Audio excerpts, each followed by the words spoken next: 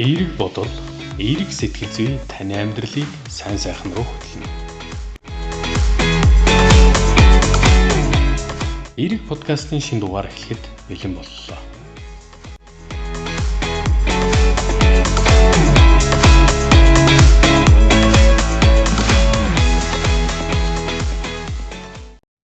За, эерэг подкастын эрхэм сонсогч та бүхэндээ энэ өдрийн мэндийг хүргье. За, энэ удаагийнхаа дугаараар эерэг сэтгэл зүй гэж чухам юу болох тухай ярья. За, энэ тухай ярихаас өмнө эхлээд нэг бяцхан түүхийг бас та бүхэнтэй хуваалцъя. Тэнгэр бүүдиж үе үеийнхэн салхи сэвэлдсэн жирийн л нэг өглөө хүн бүр ажил руугаа яар. Энэ бужигнаан дунд тэргэлж гисэн ажлын зүг сэтгэлдээ бяцхан зовнилтын алхаж байв. Сүүлийн хэдэн саруудад түүнд сэм дохио өгөх мэт алгуурхан ядрах, үе үе толгой эргэх, биеийн тавгүрхэх мэдрэмж төрөөд байснаас санаж хаврын ядаргаа байлгуудээ хэмээн бодож өөрийгөө тайвшруулав. Гэхдээ л энэ зовөр нэг л биш байна гэж бодохч зэрэгцэн. Өдөр ирэх тусам зовөр хүндрээд байгааг анзаарч сэтгэл шулуудан эмчид үзүүлэхээр шийдэв. Цайвар хан, алгуур алхах эмч нар, хүлээлгийн сандлын хүйтэн төмөр бүгд түүний зүрхэнд ердийн гэхээсээ илүүтэйгээр таагүй мэдрэмж төрвөл. Эмч нарын үзлэг шинжилгээний дараа тэр хизээч төсөөлж байгаагүй зүйл сонсов. Тэрглээ би чамд нэгэн ноцтой хонш тавьсан гэж эмч намуухан хэрэн бодит байдлыг нууцлах аргагүй холоогоор хэлэхэд тэргэлд нэг хором орчлон зогссон мэт санагдхан тэр. Энэ өвчин бол эмчлэгдэх боломжтой ч цаг алдах тусам хүндрэх магадлалтай.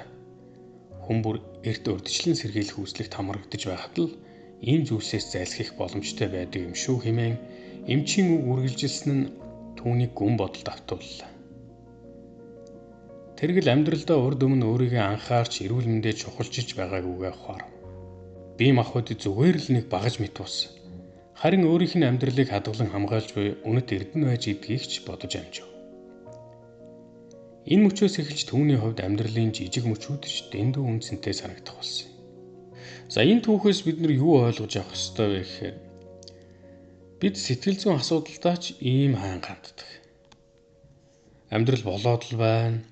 За, энэ мэт маргаан зөрчил үл ойлголцол эсвэл энэ мэт готрох тохиолдол байх л байлгүй дээ гэж боддог. Ингэж явсаар тийм дааж давшгүй сэтгэл зүйн хүнд асуудалд ордог. Харин сэтгэл зүйн энэ хүнд байдлыг бол уламжлалт сэтгэл судлалд судалж эмчлэх арга замыг хайдаг. Сэтгэл судлалын шинжилгээ ухааны гол шийдэхийг хичээж байсан асуудал энэ мөн үгүй л мөн. Тэргэл өвчин тусныхаа дараа эмнэлэгт хандсан. Үүнтэй адилхан хүмүүс сэтгэл зүйн тулгамдсан асуудалтай болсон хойноо эсвэл бүр хүндэрсэн хойноо тэрхүү хүнд нөхцөл байдлаас гарах арга замыг хайждаг. Тэргэл уг нь урьдчилан сэргийлэх үүслэгт орж байсан бол хүнд өвчнийг даван туулах боломжтой байсан байна. Найдвартай арга нь урьдчилан сэргийлэх үзлэг байж бас болох нэ гэсэн үг.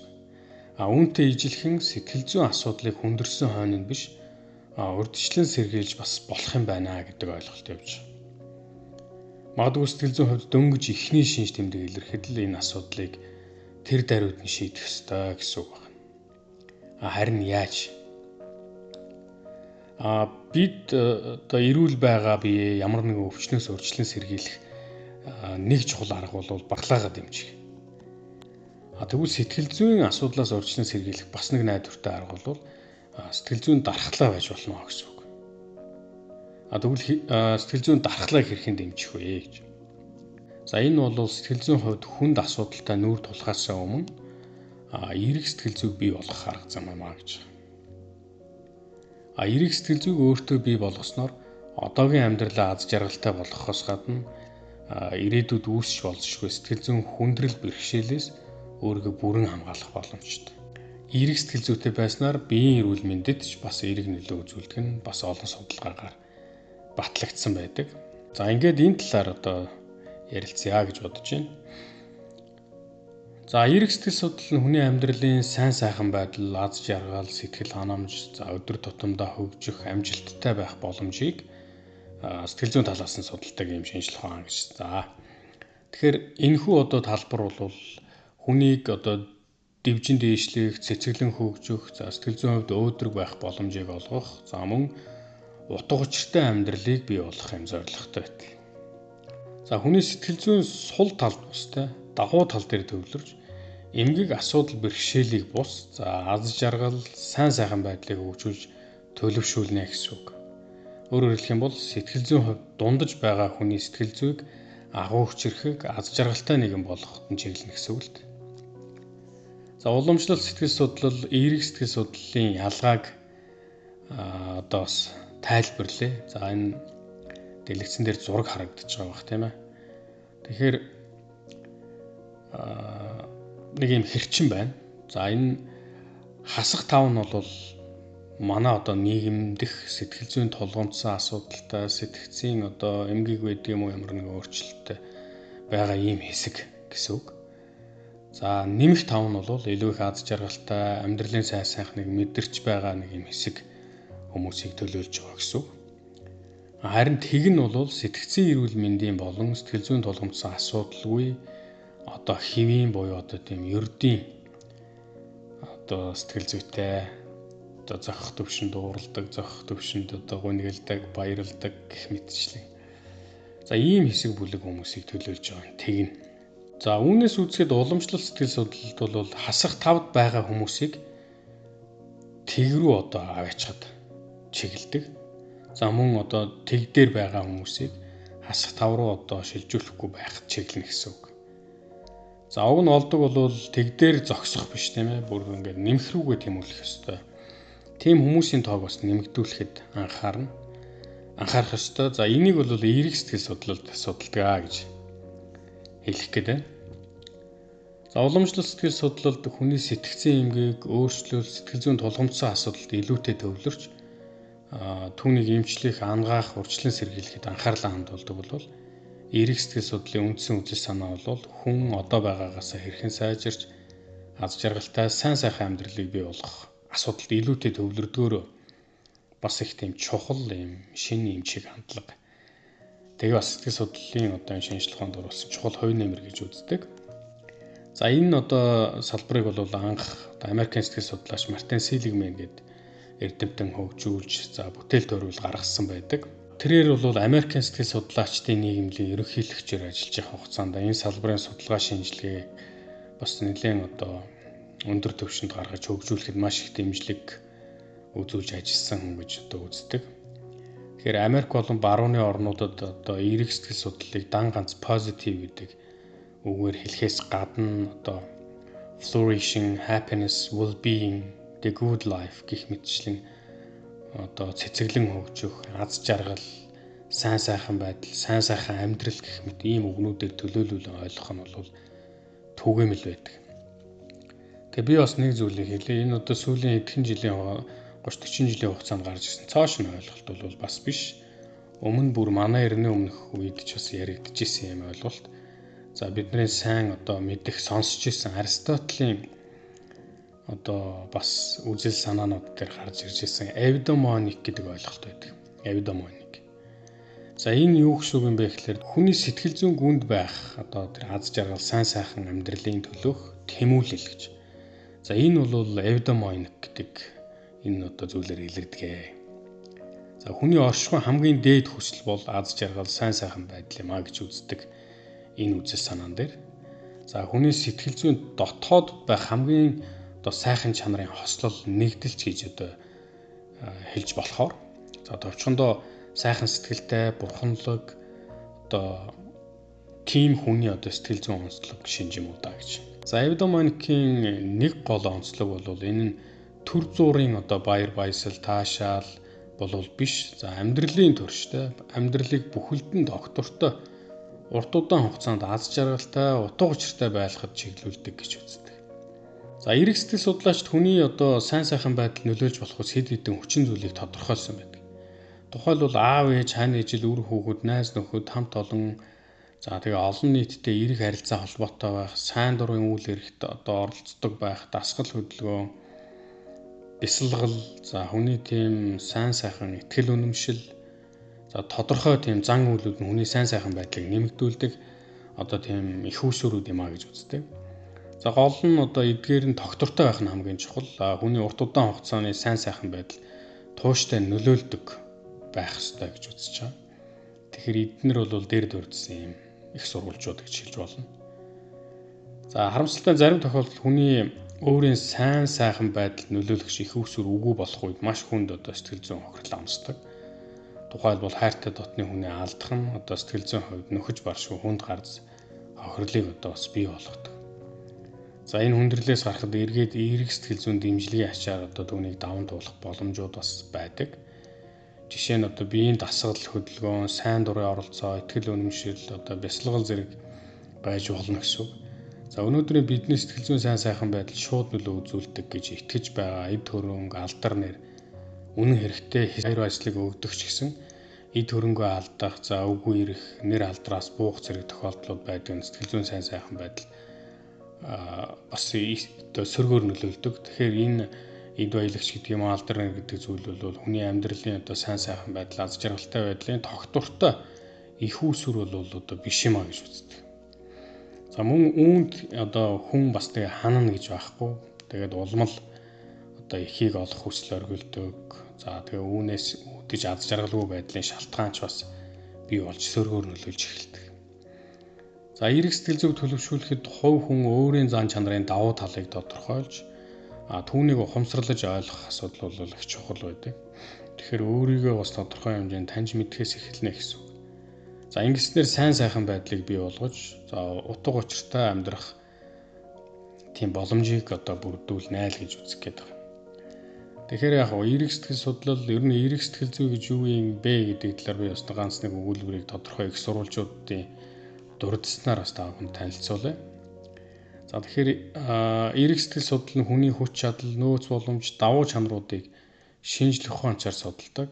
За Мартин Селигманы үзэж байгаагаар эерэг сэтгэл судлал бол таатай амьдрал, оролцоотой амьдрал, утга учиртай амьдралыг бүтээх арга замыг судалдаг гэж хэлсэн байна. За мөн өөрөөр бас эерэг сэтгэл судлал нь амьдралыг одоо хамгийн үн цэнтэй болгох боломжийг судалдаг гэж. За мөн эерэг сэтгэл судлал нь хувь хүн, байгууллагын дэвжин хөгжих болон одоо тийм хамтын үйл ажиллагаанд хувь нэмэр оруулах үйл явцыг сэтгэл зүйн талаас нь судалдаг гэж бас үзсэн байна.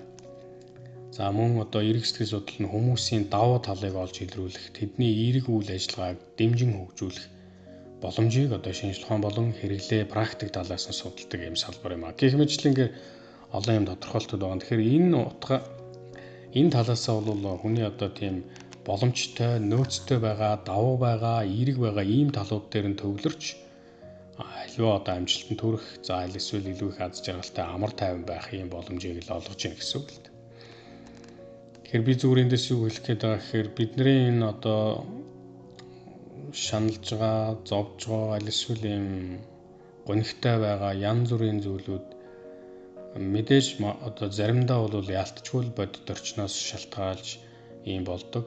Заримдаа ихэнх тохиолдолд хүмүүс энэ амьдралыг харах өнцөг асуудал хандж байгаа хандлагаасаа өөрөө зохиомлоор энэ асуудлуудаа үүсгэж тэрэндээ ямарч одоо их туйлддаг юм шиг одоо бас санагддаг. Тэгэхээр эерэг сэтгэл судлал бол тэр зохиомлоор үүсгдэг сөрөг хандлагуудынхаа эсрэг илүү их байж болох боломжит эерэг талууд дээр төвлөрөөрэй. Тэгвэл аандаа амьдрал их тийм сэтгэл зүйн их аятайхан болно л гэдэг юм санаа хэлээд байна гэсэн үг. За тэгэхээр эерэг сэтгэл судлал нь тодорхой нэг асуудлыг шийдэхийн тулд хүн өөрийн ямар нэгэн танин мэдхүйн чадвар эсвэл ямар нэгэн ур чадвараа хөгжүүлж буй төдийх юм бол биш. Нэг насны амьдралдаа сэтгэл хангалуун аз жаргалтай байх үст тийм хүчрхэг сэтгэл зүйг бий болгох тухай асуудлыг хөндөж байгаараа их ач холбогдолтой. За бидний амьдрал бол одоо хөндлөнгийн нөхцөл байдлаас шалтгаалж хувь заяанд тодорхойлогдож байдаг юм идэвхгүй үйл явц биш. Харин бид амьдралыг хэрхэн тусгаж авах вэ? Яаж дүгнэх вэ? Гэдэг бол бидний өөрсдийн хандлагаас шууд хамаарах зүйл болохыг сэтгэл судлалын шинжлэх ухааны олон судалгаагаар нотолсон байна. Өөрөөр хэлбэл бид таатай сайхан амьдралаар амьдрах уу, аль эсвэл таагүй сэтгэл дундуур амьдралаар амьдрах уу гэдгийг сонгодог гэсэн үг. Өөрсдөө сонголт хийдэг гэсэн үг. Бид ихэвчлэн одоо хувь заяагаарч гэдэг юм уу ийм зүйл тохиолдлоо гэж боддог ч гэсэн ихэнх амьдралын үйл явцууд бол бидний сонголтоос шалтгаалж байдаг. Мэдээж бидний сонголтоос шалтгаалаагүй хэцүү таагүй үйл явдлууд байж болно. Энийг үгүйсэхгүй. Гэхдээ энэ бол их тийм түгээмэл биш. За амьдралын баяр баясгал, аз жаргал, сайн сайхан байдал бүхэлдийг энтэй байдлаар тохиолддог зүйл биш. Хүн өөрөө түүнийг зориудаар ухамсартайгаар бүтээж бий болгох шаардлагатай. За үүнийг сэтгэл судлаач Адлерийн үзэл санаанд тулгуурлаад бас товчхон авч үзье. За бид ихэнхдээ уур гэдэг зүйл бидэнд захирагдахгүй гадны нөхцөл байдлаас хамаарч үүсч бий болдог гэж үздэг. Тухайлбал хүн өөрөө уурын хэрэгшээлд орж өөрийгөө хянах чадвараа алддаг тухай ойлголтыг яриад байна. Гэтэл чухамдаа уур нь хүчтэй сэтгэл хөдлөлөөс үүдэж хүний мөн чанарын хүчийг давсан далдын хүч бол биш байдаг. Ердөө хүн өөрөө уурлах тэр сонголтыг хийсэн гэж үздэг. Тухайн хүний өмнө уурлахгүй тайван байх, уурлах гэсэн хоёр сонголт байгаагаас уурлахыг нь сонгодоо гэсэн. Уурлахгүй тайван байх сонголтыг хийх бүрэн боломж нөөц хүч чадал хүний өөрийнх нь дотоодд байдаг. Харамсалтай тухайн үед уурлах нь илүү хялбар учраас түүнийг бид нэр ихэвчлэн сонгоод байдаг. Энэ мэтчлэн бусад бүхий л таагүй сэтгэл хөдлөлүүд илэрхийлэхэд тийм амархан байдаг учраас бид түүн рүү соронч шиг татагдчихдаг. Хүн уурлах сонголтыг олон удаа хийх тусам хүний тархины мэдрэлийн тэр тогтолцоон жишээ нь эсийн холбоосыг бий болгож тэр нь айжмдаа дадал зуршил болдог. За өөрөөр хэлбэл автоматчлагддаг гэсэн. За энэ нь нэгэнт дадал зуршил болсон тохиолдолд хүний ухамсар тархины хяналтаас бол гарчдаг юм. Заримдаа хичнээн уурлахгүй байгээд ч гэд нэг л мэдхэд ууралцсан байдаг чинь ерөөсөө л энэ уурлах чинь өөрөө тархины ухамсар тархины хяналтаас гараад автоматчлагдаад дадал болцсон үйлдэл байна гэж хэлэх гээд байна гэсэн үг. Товчхондоо бид цөөхөн хэдэн удаагийн хичээл зүтгэлээр энэ байдлаас гарч чадхаа болно гэсэн үг. За ингэх тусмаа түүнийгээ ухамсарлаж ойлгож удирдан зохицуулахад хэцүү болдог. За энэ үйл явц нь зуршлын тойрог хэлбэрт орсноор сөрөг таагүй сэтгэл хөдлөлийн тодорхой замыг үүсгээд за амьдрал тохиолдох ихэнх асуудалд нэг л мэдэд сөрөг ийм таагүй сэтгэл хөдлөлөөр ханддаг болсон байдаг. Сөрөг таагүй сэтгэл хөдлөл удаан үргэлжилснээр бидний амьдралд хандах хандлага бүхэлдээ сөрөг болж хувирдаг. Ажилдаа дургу болох, гэр бүлийн харилцаа таагүй болох, бусад хүмүүстэй харилцаа багасгах, өөрийгөө тусгаарлах, бусдыг шүүмжлэх, өөрийн ажил үйлс бүтэмж муутай байна гэж итгэх, сайн сайхан тэмүүлэх хүсэл зориггүй болох зэрэг ийм олон асуудлууд үүсдэг. Тэрч бүвэл үзэж байгаа кино, уншиж байгаа ном, идж байгаа хоол бүр ингэ сонирхол татгаа болно. Өөр гэр бүлийнх найр дотны хүмүүсийн дуу чимээч тэртээ сонсогдох. Гэх мэт ийм амьдралаас таашаал авч болох зүйлсийг хүртэл сөрөг өнцгөөс харж эхэлдэг. Хэрвээ ийм сэтгэл зүйтэй болчихвол үнэхээр хүнд нөхцөл байдалд орсон байна л гэсэн. Ийм хүний хувьд амьдралыг утгагүй зүйл гэж дүгнэх асуудал бол ердийн л асуудал болж хувирдаг. За бидний авч үздэг жишээ байдаг. Шилэн аяганы дундуур ус байхад сөрөг таагүй сэтгэл зүйд амгаалсан хүмүүс бол дундуураа ус байна, хоосон байна, тал нь хоосон байна гэдэг рүү илүү фокуслно. Эерэг сэтгэл зүйтэй хүмүүс аяганы дундуур дүүрэн ус байна гэж харна. Өөрөөр хэлбэл эхний хүмүүс бага устай байснаас үүдэх сөрөг үр дагаврууд төвлөрдөг. Харин эерэг сэтгэл зүйтэй хүмүүс одоогийн байгаа нөхцөл байдлын эерэг амжилттай байгаа талдыг төвлөрч энэ нөхцөл байдлаас хэрхэн сайн үр дагавар гарч болох вэ гэдгийг чухалчилдаг. Энэ нь амьдралын чанарт маш хүчтэй нөлөө үзүүлж амьдралаа бүхэлд нь сайн сайхан зүйл гэж хүртэж хүлээж авахд хүргэдэг. Тэгэхээр амьдрал сайн сайхан байх эсвэл амьдрал таагүй утга учиргүй зүйл байх хэсэг нь асуудлыг ямар өнцгөөс харж юу гэж дүгнэх вэ гэдг нь 100% хүний өөрийн чөлөөт сонголтоос хамаардаг гэж үзэж болно. Сэтгэл зүйн асуудал хүндрэхээс өмнөх үедээ хүний өөрийн эрхшээлд байдаг. Удирдах болно гэсэн үг. Харин хүндрэх тусмаа бидний эрхшээлээс хяналтаас гарч идэг. Бид өөрсдөө танин мэдж удирдан зохицуулах боломж хязгаарлагдаж эхэлнэ гэсэн. Энэ үед бид түүнийг хувь заяа, хувь тавилан гэж ойлгож, хувь тавиланд даатгаж орхиж. Би л ийм зураг төвөрхтэй хүн юм байна гэж бодоод байдаг. Эсвэл хин нэгнээс энэхүү асуудлын шалтгаан алдаа дутагдлыг хайж, хин нэгнийг буруутгаж, тэгэл цаашдаа эц төгсгөлгүй ийм зөрчил маргаан болж хувирдаг. Өөрөөр хэлбэл хүн өөрөө шийдэж чадахгүйг идэвхтэйгээ эвлэрч эхлэхэд өөр зүйл даатгаж хайдаг, сэтгэл зүйн юм хамгааллын механизм руу оруулдаг гэсэн үг л дээ. Нөгөө талаараа хүн эерэг сэтгэл зүйн үүднээс зөв талыг нь сонгоод байх тохиолдолд хичээх шаардлагагүйгээр амьдрал айчимдаа сайн сайхан аз жаргалтай мэдрэмжүүдийн одоо юм хэлхийс болж хувирна гэсэн. Үүнийг ч бид хувь заяа, хувь тавилантай холбож ойлгодог. Амны хишгтэй, одоо азтай, заяа сайтай хүн гэж ярьдаг штэ монголчууд. Чухамдаа энэ нь хүнээс өөрөө сүүл хамаарсан хувь тавилангийн шинжтэй зүйлтэй холбож ойлгохоос илүүтэй хүний эерэг асуудлын сайн сайхан талыг олж харддаг тийм одоо шин чанартай холбож ойлгох нь илүү бодиттой юм а гэж. Бид нэр одоо подкастынхаа энэ дугаараар хүн одоо сэтгэл зүйн хувьд бие махбодын эрүүл мэндтэй адилхан дархлаагаа бий болгох хэрэгтэй юм байна. Өөрийнхөө дархлааг тэгэхээр сэтгэл зүйн дархлаагаа дэмжих хамгийн сайн арга бол өөртөө эерэг сэтгэл зүйг бий болгох. Тийм дадлуудыг өөртөө төлөвшүүлэх. Аливаа зүйлийн сайн талыг олж хардаг тийм дадлыг өөртөө бий болгох хэрэгтэй байна. Бидний уурлаад бухимдаад хямраад байгаа нь бол зайлшгүй нөхцөл байдал уурлахаас өөр одоо тийм сонголтгүй нөхцөл байдлын үр дүн бол биш. Ихэвчлэн бидний сонголт байгаад байдаг. Бухимдах, тайван байх хоёрын бид нар бухимдахыг нь сонгоод. Өөрөөр хэлбэл таагүй сөрөг сэтгэлүүд илэрхийлэхэд хялбар байдаг учраас бид нар амархныг сонгоод байна шүү дээ. Гэтэл биднэрт бас тайван байх сонголт үргэлж нээлттэй хэвээр байдаг. Тэр сонголтыг хийж сурах нь бас их одоо бидний амьдралыг бүхэлд нь өөрчлөх сайн сайхан болгоход хамгийн чухал нөлөө үзүүлэх юм.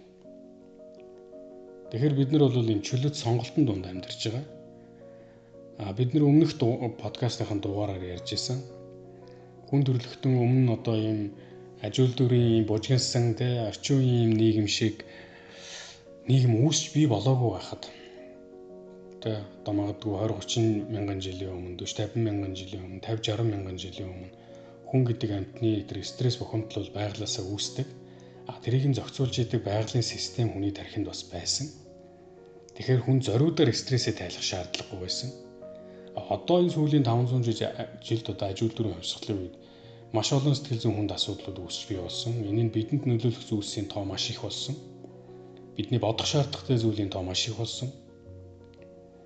Тэр утгаараа бидний тэр байглаасаа стрессээ зохицуулдаг одоо тэр механизм өөрөө ажиллах боломжгүй болсон. Одоо тэгвэл бид нар яах юм бэ гэхээр бид нар өөрсдөө сэтгэл зүйн мэдлэг боловсролоо дээшлүүлж тэр одоо мэдлэг боловсролоо амьдралдаа хэрэглэж өөрөө өөрийгөө зориудаар энэ одоо сэтгэл зүйн хүнд байдалд ортгохоос өмнө өөрийгөө хамгаалах ийм чадварт суралцах зайлшгүй шаардлагатай болж байна гэсэн. Орчин үеийн хүмүүс бол шинээр энэ чадварыг эзэмших шаардлагатай болж байна л гэж ойлгож байна. За ингээд анхаарал тавь сонссон та бүхэнд баярлалаа. Дараагийнхаа дугаараар иргэн уулзтал түр баяртай.